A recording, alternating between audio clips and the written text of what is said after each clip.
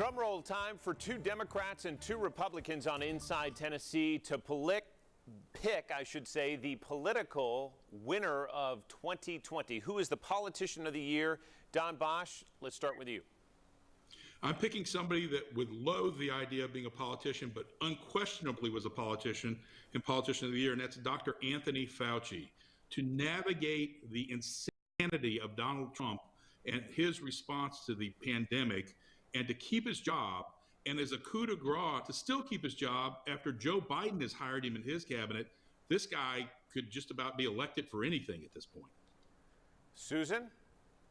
Well, I had initially put down the frontline healthcare workers, like Eddie had said in the last block.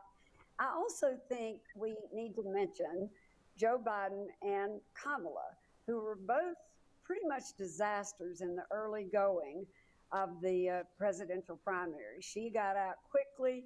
Joe was all but dead until he got to South Carolina.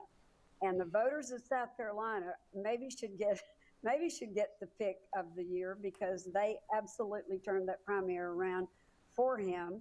And as you all saw, he did end up as our president. So I would give Joe Biden and Kamala kudos for pulling it out of the fire. All right, Eddie Smith, to you, your politician of the year in 2020.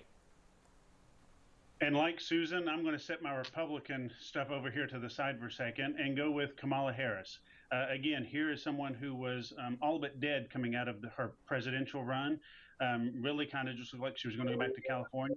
And now she is the vice president-elect, first woman of color, vice president coming up on January 20th. So she would be my politician of the year. All right, Ramsey Cohen, hopefully somebody got that phone call, and we're going to move to you for your politician of the year in 2020. Yeah, absolutely. So Kamala would be near the top of my list, absolutely. And I love the pick of Dr. Anthony Fauci. I think that's a really clever choice. But mine's going to have to be Senator Mark Kelly. I don't think he got the kind of national attention that his campaign really deserved, but a really impressive guy. Was an astronaut. And now stepping up to serve in the Senate. I think he's going to be someone who, while not of the same political party as John McCain, is going to carry on the same kind of spirit of bipartisanship and working towards solutions as other people. And I think for him to have navigated the strange national campaigns that we had and come out on top in Arizona was very, very impressive.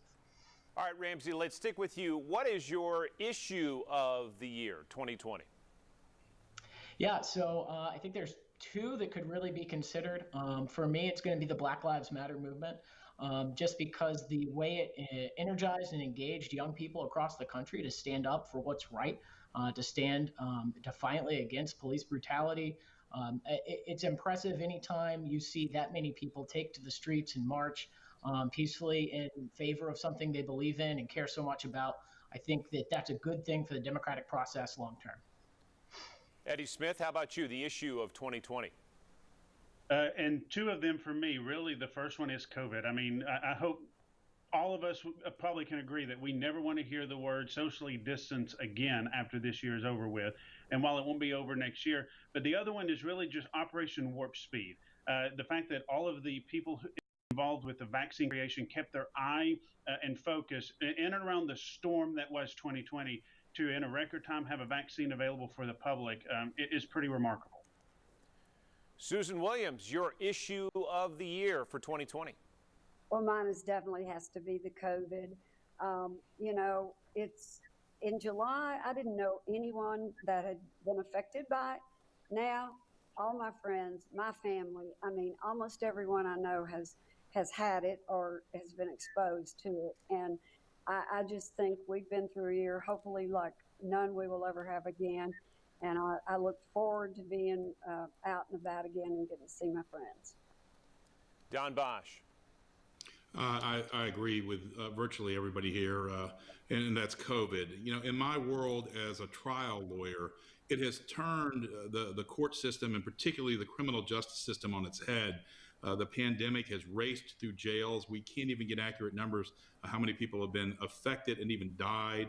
It has affected public defenders who are routinely in the jails, jail staff, police officers. private lawyers like my firm. It is just really transformationally changed how we have to look at it, despite some real concerns constitutionally that we're able to effectively give both defendants and victims their moments in court.